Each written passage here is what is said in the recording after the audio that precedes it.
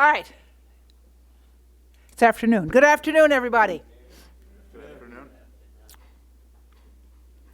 I'm grateful to be here today to announce the launch of Everyone Counts Interactive Map, which provides an easy way to identify demographic changes that took place in Cook County on a local level over the last 5 years, between 2015 and 2020, which is the data that we have available to us. I'd like to thank the folks who've joined us today. Kevin Morrison, who's Commissioner of the 15th District and head of our Technology Committee. Tom Lynch, Chief Information Officer, Bureau Chief, where are they? There we are. Bureau of Technology. Denise Barreto, who's our Director of Equity and Inclusion. Derek Thomas, where's Derek? You're supposed to come up here, Derek, come on. Deputy Chief Information Officer, Bureau of Technology. Adam Clement, is Adam here? All right. Deputy Chief Information Officer, Bureau of Technology. Sure. Todd, how do you say your last name for me, Todd? Schuble. Director of Geographic Information Systems, GIS, in the Bureau of Technology. And Brittany Harkness, the lead GIS developer on the application. Now, before we start this, I have to say I'm a geography teacher, history teacher mainly, but I taught geography as well. So this is absolutely wonderful as far as I'm concerned. If you're looking for demographic information about our communities by zip code and by other jurisdictions that Brittany will share with us, this is a great tool. Now, last year we planned both our equity fund expenditure and then for the federal infusion from the American Rescue Plan Act. As we did that planning, it was clear we needed information to try to guide our work, right? So I asked the Bureau of Technology to create an interactive map to show us where our biggest challenges were involving poverty or unemployment and how those challenges had changed over the last few years. We did this because it's important to understand what's happening on the local level in our communities so that we can see who may need help or if our racial equity efforts are working, right? Data. This application is a major update to the county's 2010 to 2020 census demographics application. In addition to poverty levels and education, it also includes details about changes in age, education, ancestry, commuting, and home ownership. We're calling this new revamped application Everyone Counts because it's important to recognize changes in population characteristics over time because these aren't just numbers, these are people. This map also lets us see, for example, whether the number of seniors residing in a particular suburban municipality have increased or decreased and by how many. We can see the whole county or individual county commissioner districts, townships, or zip codes. We can see changes in median income, population below the poverty line, unemployment rates, and other important measures. Understanding how Cook County is changing over the years is crucial for policymakers and invaluable to our residents looking to learn more about their own communities. This app can also be used by hundreds of non-for-profits, community organizations, municipalities, school districts, and other units of government within Cook County to find ways to help meet the needs of their residents. And we invite all of Cook County to explore this app. It's now my pleasure to introduce Commissioner Kevin Morrison, Chair of Technology and Innovation Committee, and I would ask each of the subsequent speakers to introduce the person who follows them. Thank you. Thank you. Thank you so much, Madam President, and it's good to see everyone here today. I'm Kevin Morrison. I represent the 15th District in the northwest suburbs of Cook County. I again want to thank President Preckwinkle as well as the incredible team at BOT for making today a reality. As the chairman of Technology and Innovation Committee, I am pleased to see this major improvement to our interactive map, which will be available for all Cook County residents. And I can't wait to see the positive impact it has on providing services to all of our communities. The new updates, which include newly released census data, will not only help users identify demographic changes, which President Preckwinkle discussed, but it's exciting that it's going to be accessible by location, which is really critical for better policy making. Being able to better ascertain where our government could do the most good requires tools like this to keep us on the cutting edge. With this information now available to us, we will be able to legislate and form better policymaking decisions with improved precision and accuracy. As these tools are available to the public, all government units in Cook County will be able to take advantage of this.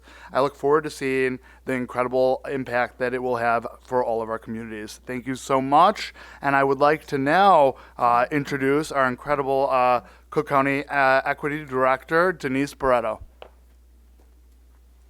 Thank you, Commissioner Morrison. Good afternoon. Good afternoon.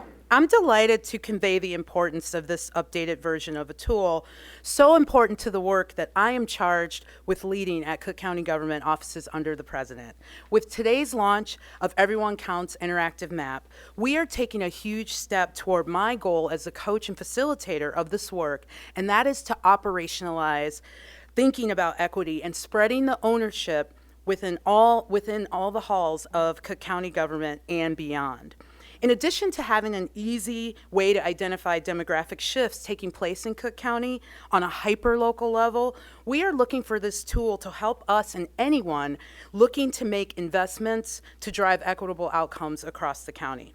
As has been stated, this is an innovation to our original Cook County 2010 to 2020 Census Demographics app. With the updated branding, we are signaling in word and in deed our desire to make Cook County a place where everyone counts and is more livable for all. Everyone Counts gives anyone access to data around employment, income levels, educational attainment, housing, commuting, and transportation options, and of course, the changing demographic factors such as age, ancestry on a zip code level. For example, we just instituted the redistrict maps of our county districts. I will work closely with Todd and his team to identify updated language needs by commissioner district.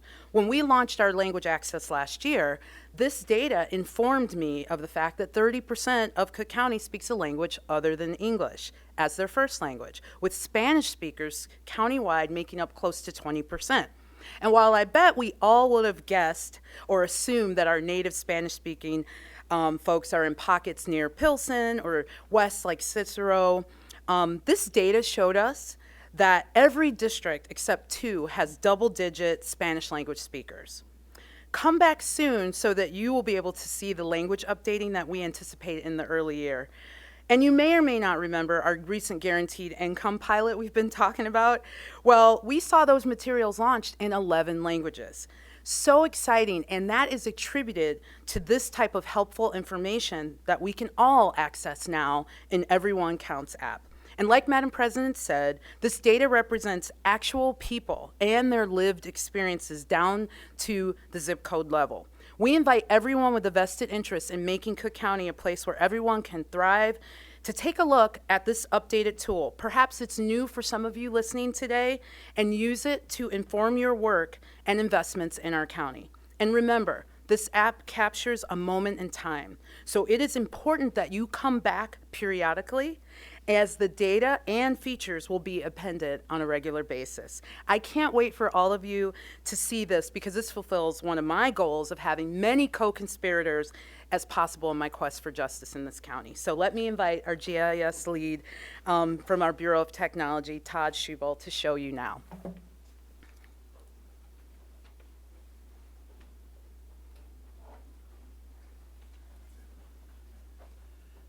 All right, this is Todd Schuble and Director Todd Schuble and GIS developer Brittany Harkness, right? All right, and you're not speaking, you're doing the dem? Okay, demonstration, okay.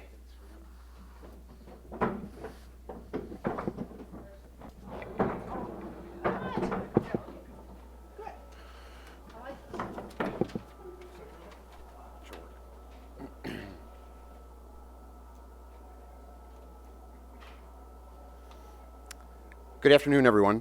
Good afternoon, Todd. Thank you, Madam President. Thank you, CIO Tom Lynch, the Bureau of Technology. Thank you, Denise, Commissioner Morrison, for attending.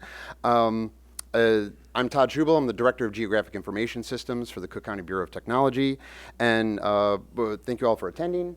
Before we get started, I actually wanted to give you the web address of this new application. So it's maps.cookcountyil.gov/everyonecounts. As we demonstrate the application here, I'm sure that there's going to be many questions as to why we find certain results happening in various places around the county. The purpose of this application is to really drive curiosity and investigation. Why demographic groups are increasing or decreasing, why better education is being attained, why median income is going up or down are difficult questions to answer. The application will answer the where of those questions, but the how or why, these things that are occurring in particular locations need to be looked at more closely with those that have a vested interest. I also want to give a big thank you to our development team that was behind the scenes on this. Most importantly, Brittany Harkness, who was the lead application developer on this, and also Alice Ferruzzi and JD Oldfield. They did quite a bit of work on the data and the maps that went into this. So I'm sure you all agree that the outcome is a great success. So what we're looking at here when you get to the splash page is we're going to be looking at population change by age. In this case here, we're looking at children under the age of 18. If you look at the legend, the red circles mean that the population is going down. The blue circles means the population is going up, and the size of the circle is relative to that up or down. If you want to zoom in a little bit closer here, let's look at where, and we're looking at the near west side of Chicago. Let's look at where seniors 65 and older may be increasing or decreasing in this part of the county. So if you see here, in this, a lot of what we have here is an increase in our population over the age of 65 in that 5-year period between 2015 and 2020. You can also click on any of the single dots that you see, which represent census tracts, and you can get a legend will pop up here. It'll show you what the exact percentage is. And in this case here, on this one, we're clicking on 2015, it was 8%, and it's actually gone down to 3.1% in this particular area. Let's take a look at education if we want to. And in this instance, we're looking at people that achieved a bachelor's degree or higher. So bachelor's degree, master's degree, graduate degree, PhD. And you can see, once again, how the numbers change. And so just depending on what population lives there between 2015 and 2020, that educational attainment may have increased, decreased, and you can see how that changes in different parts of the county. One other one we wanted to show you here is with poverty. If we zoom in this one, so you can see the legend there on the left-hand side with regards to poverty. So this one, in this particular case, the decrease is actually good because that means families are getting out of poverty. So if you have a larger circle there. Yes, exactly. And so what you have in this particular area here is that you have the larger the circle, the larger number of families that are coming out of poverty. And if you click on any of those one dots, but you do have still some blue smattered in there. Now, if you look down on the lower below the map, you'll actually see the actual numbers for this. So in this particular case, if you're looking at families below poverty level for the entire county, the difference is it went down by, I believe, let me see, squint there, just over 37,000 families. And you'll see a bar chart that evidence of that as well. We also have, now what we're looking at here is for the entire county, but you have the ability to change geography. So if you click on the actual top of the one there, you can choose by zip code, township, commissioner district, or the full county. So let's look at commissioner district, and let's pick commissioner district 15, which is the northwestern part of the county. And you can see there the map automatically zooms to the northwestern part of the county, and you can see there the circles pop up once again. And in this case, once again, we're looking at families below poverty level. And so you can do this for any geography that you choose, whether it's zip code, whether it's commissioner district, whether it's township, or whether you want to look at the whole county. Also important to note here, when you change geography, the numbers at the bottom change as well. So then the aggregate numbers that you see change from being from the whole county to that particular geography that is in front of you. And so you can do this for just about anything. And let's look at zip code. So let's put in a zip code. I forgot which one we chose, 60453, which I believe is Oak Lawn. Yes. And so you'll see here, you zoom in on Oak Lawn, and once again, same variables, but you can see the dynamics of those changing in different parts of the county. So you have this ability to do this on any of the variables that we have here, which are from the American Community Survey, from the U.S. Census Bureau. So we have with regards to age, ancestry, race, ethnicity, poverty, education. So some of these things can be really interesting to look at if you want to dig a little bit deeper for socioeconomic purposes, for planning purposes, whatever it may be. Ancestry is very interesting just because usually most people think of the census and they think of the racial groups that are assigned to different areas. So what if you wanted to see subsets of that? So if, say, you look at, say, the Asian population, Asia is a very large place. So if I wanted to look at particular in Chinese, Vietnamese, Indian, you have that ability now to look at those particular populations in one particular area, whether it's by, like I said, once again, commissioner district or zip code. The same goes for if you look at education, poverty, or some of the other ones we have about, housing, renter-occupied housing versus owner-occupied housing. That may be important to some. We also have vehicle ownership. So if you have, if people own 0 vehicles, 1 vehicle, 2 vehicles. And once again, these are all variables that are collected through the American Community Survey. So once again, what we've done is just re-aggregate that data at the geographies particular to Cook County. And so it makes it very, very interesting to look. As I said, you could spend a whole day sort of just perusing around and seeing how the county has changed over time and see if there's anything that really sort of strikes your interest. Any questions? Oh, one other thing I forgot. It's in English and Spanish. So we do. Sorry, if you click on the upper right-hand corner, you'll see the button up there, which can translate the entire site to English or Spanish. Sorry, Nick. Go ahead. Yeah. Would there be? I have a number of questions. Would there be at any point other languages added for the translation of the site?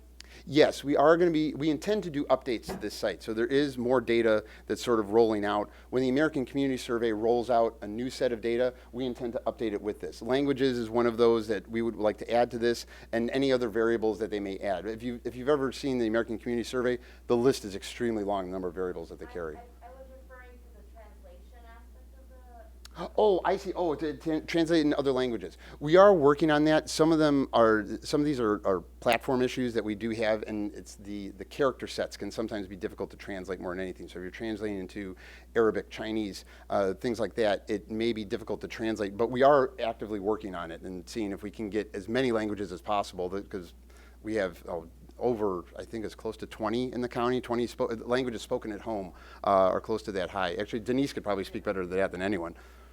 Another one, I know you said it comes from HCS data. Are you talking about the 5-year set, or will you update every year as the annual sets come out? Correct. It's the 5-year set. So this one we're looking at right here is 2015 to 2020. The next one that'll be coming out is 2016 to 20 or 20, like, yeah, it'll be 2016 to 2020, and then 2017 to 2021. It staggers in that way. So whenever that new data is available, should be extremely soon. They usually release it around this time of year.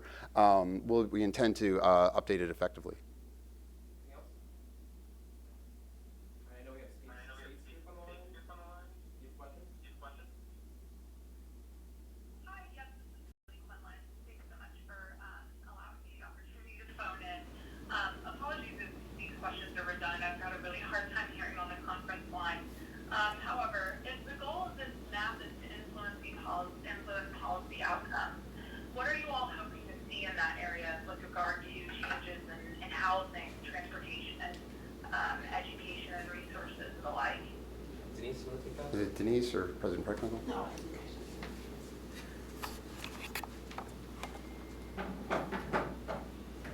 So, I guess the first part of it is if you're making investments in communities, you want to make those investments in the communities that have the greatest need.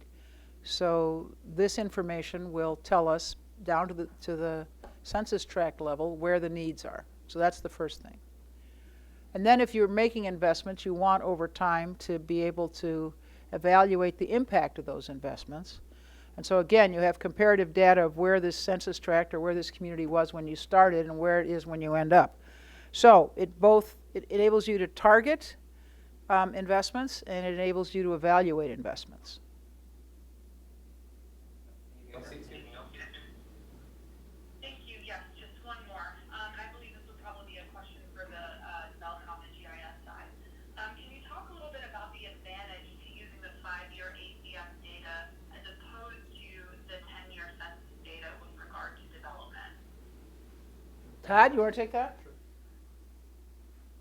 With the 5-year data as opposed to the 10-year data, you're getting sort of a tighter window to look at the changes that are happening on the ground. So, for instance, the 2010, if you compare, say, 2010 to 2020, that's 10 years apart. 2023 is right around the corner. Now you're looking at essentially data that's 13 years old. And so if you want something that's going to be more effective in that way, if you have that tighter window with a 5-year window as opposed to a 10-year window, it's going to be something that, in my opinion, would be more actionable. And that's why we use the 5-year instead of the 10-year. What was the county So much. That was all of my questions. Sorry about that. What was the county using? Was it more ragtag census data from various analysts? Like, what was it using before this came up? That'd be for one. We were using this data, it just wasn't all in one place, Yeah. right? Like, so we were able to, like, the language access was put together based on this data. It just wasn't in this beautiful little app form that was friendly for everyone. And what is the cost to the county to creating this tool? Introduce yourself. I'm Tom Lynch. I'm the county CIO. So the Repeat the question, Tom. oh, sure. So the question was the county's cost in development. So we're fortunate in that we have a dedicated GIS staff led by Todd. Most counties don't have the wherewithal that we do to be able to have such dedicated resources. So we try to be a resource both to other elected offices in the county, particularly the property offices, but also to not-for-profits, education space, and other municipalities in the area. So all of this data, all the tool set is available. Just click up through the methods and you see the data and the methods directly there. So we expect that all of this can and will be reused by others. So it's my first point is the census data that we are absorbing is then available to be reused by others. The second is that because we have dedicated staff, we were able to do this with our own team, who you see sitting here, as opposed to vendors. Now we'll have Esri as our vendor partner. All of the platform that is supporting this application is with those tools. So there is a cost to the county both in hosting and for the licensing of that platform, but the actual development work was done by our staff in-house. So it's hard for me to give you a precise number because it's blended into their salaries, but I can certainly follow up with more detail on that. And how many years did this take